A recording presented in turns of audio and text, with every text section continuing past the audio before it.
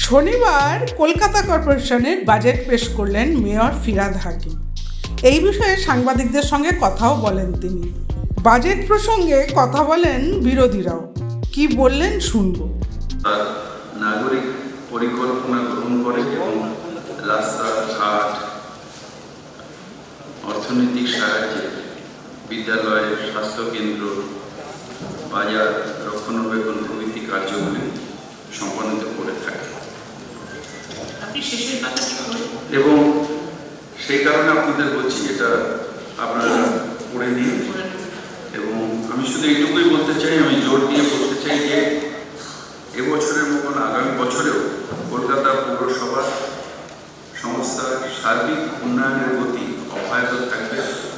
আমরা নাগরিকদের কাছে আমাদের প্রিয় শহরকে সবুজ, পরিচ্ছন্ন এবং গতিশীল করে হাজির করতে প্রতিজ্ঞাবদ্ধ, যাতে যে কোনো মানুষ এখানে নিশ্চিন্তভাবে স্বাচ্ছন্দ্যের সাথে জীবনযাপন করতে পারে। এই কথা বলে আমি মাননীয় চেয়ারপারসন মহোদয়ের কাছে আগামী 2024-25 অর্থবর্ষের বাজেট পেশ করলাম।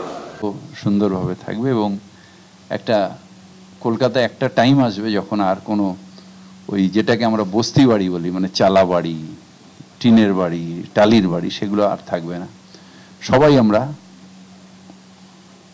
উত্তরণ হয়ে যাবে, মানে আমরা সবাই একটা ডেভেলপড লাইফ লিড করব।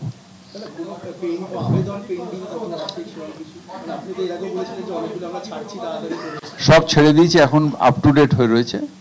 আর আমি সোমনাথ বাবুকে দায়িত্ব দিয়েছি, উনি এখন ঠিকা কন্ট্রোলার, উনি এটা দেখে নিচ্ছেন নিজে এবং কোনো পেন্ডিং যেন 2 মাস থেকে 3 মাসের মধ্যে সেগুলোকে সব করা যায়। এরকম অনেকগুলো থাকে যারা ধরুন জমি নিয়েছে ভাড়াটি হিসেবে, একটা হট করে ঠিকা একটা দিয়ে দিল, সেই বাড়িওয়ালা এবং তার ভাড়াটের লড়াই, সেগুলো কেসে সেগুলোতে সমস্যা হয়। কিন্তু নর্মাল ঠিকাতে হাতে হাতে এগুলো হয়ে যাবে। যেমন এনওসি করে ঠিকা নিজেরা বাড়ি করতে চাইছে, হাতে হাতে হয়ে যাবে। এবং আমি দেখছি বিভিন্ন ঠিকা এরিয়াগুলোতে আস্তে আস্তে কিন্তু ডেভেলপ হচ্ছে। হাওড়াতেও আমরা একইভাবে এমফাসাইজ দিতে চাই, সেখানেও যাতে সেখানেও এই ঠিকা ডেভেলপমেন্টগুলো তাড়াতাড়ি হয়, এই প্রথাগত সেই বস্তি, খাঁচা, নর্দমা সেসব না থেকে যাতে মানুষ সুন্দরভাবে থাকুক, এটা মুখ্যমন্ত্রী চান এবং সেই জন্য এই কাজটা করলাম। কলকাতা কর্পোরেশন আমরা যেটা কোনোদিন কলকাতা কর্পোরেশনে হয়নি, আমরা প্রায় 700 কোটি টাকার বিভিন্ন প্রকল্প জলের উপরে আমরা এবছর এমফাসাইজ দিচ্ছি। যেরকম আমাদের ধরুন দুটো বড় একটা অলরেডি কাজ শুরু হয়ে গেছে ধাপাতে, মানে জয়হিন্দ প্রকল্পে আরও 20 মিলিয়ন গ্যালন, এবং রিসেন্টলি আমরা এটাও ওয়ার্ক অর্ডার দিয়ে দিয়েছি যেটা গড়িয়াতে, যেটা 10 মিলিয়ন গ্যালন যেটা ওখানে হবে। তাহলে আমাদের টালিগঞ্জ এবং যাদবপুর এলাকা যেখানে ডিপ টিউবওয়েলে মানুষ জল নিতেন, সেই জায়গাগুলো আমরা সার্ভ করতে পারবো। এছাড়াও কলকাতায় বিভিন্ন জায়গায় প্রচুর বুস্টার পাম্পিং স্টেশন এবং পাইপলাইন, পুরনো পাইপলাইনগুলো সব চেঞ্জ করা, রাস্তাঘাট যেখানে রাস্তা চওড়া, ইউটিলিটিকে এক সাইডে নিয়ে যাওয়া, সেগুলোকে পেপার দিয়ে ঢাকা বা ইটের কালো ব্লক দিয়ে, আর বাদবাকিটা আমরা ম্যাস্টিক, মেকানিক্যাল ম্যাস্টিক কিংবা এখন যেটা আমরা প্লাস্টিক টেকনোলজি যেটা নিয়েছি সেটা করা যাবে। আমরা অ্যাডভার্টাইজমেন্টে যেভাবে ভেবেছিলাম এখনও পারিনি করতে। একটা বড় রেভিনিউ আমাদের, আমি ওপেনলি বলছি যে সেটা চলে যাচ্ছে। আমরা অ্যাডভার্টাইজমেন্ট পলিসিটা ফাইনালাইজ করেছি এবং সেটাকে ইমপ্লিমেন্ট করব। আরও এরকম কয়েকটা ডিপার্টমেন্ট আছে যেখানে আমাদের যেটা ভেবেছিলাম ততটা হয়নি, কিন্তু আমরা কলকাতার মানুষের স্বার্থে লস অফ রেভিনিউ এটাকে আমরা আটকে, যাতে মানুষের সেবায় কলকাতা পৌরসভা নিয়োজিত হয়, কারোর পার্সোনাল বেনিফিট না হয়ে যায়, এটা নিশ্চিতভাবে আমরা দেখব।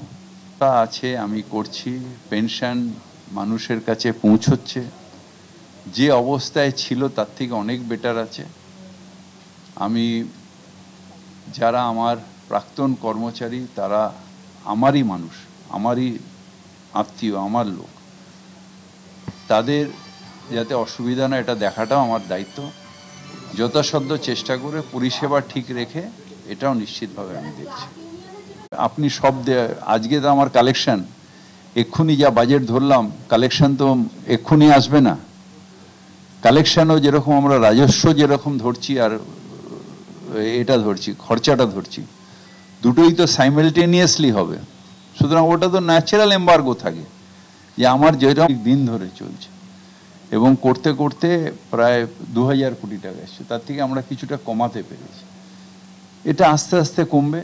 আমরা একবারের ম্যাজিক তো আমার কাছে নেই যে আমি আজকে বলবো আর কালকে কমে যাবে। তার কারণ হচ্ছে আমাদের ঘাটতির থেকেও বড় কথা হচ্ছে যে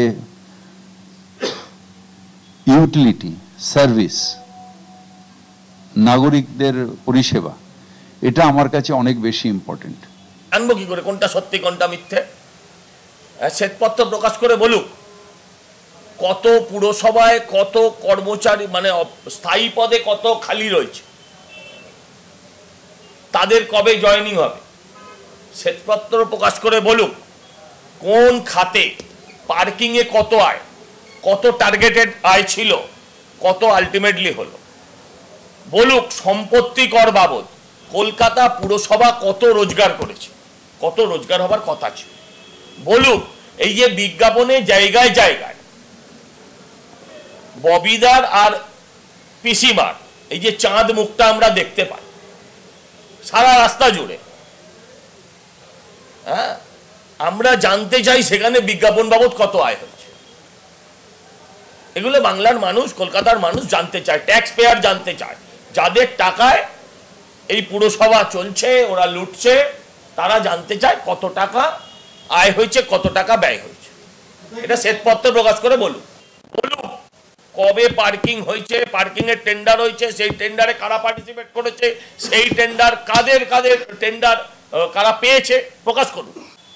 হ্যাঁ, ওই নতুন বোতলে পুরনো মদ, বস্তিতে জল নেই, আলো নেই, শিক্ষা নেই, কর্পোরেশন স্কুল উঠে গেল সব, বলছে বস্তি থাকবে না। বস্তি উচ্ছেদ করে ওদের কাউন্সিলররা প্রমোটিং করতে চায়, সেটা ওনার লক্ষ্য। ব্যুরো রিপোর্ট, সূত্রকার সংবাদ।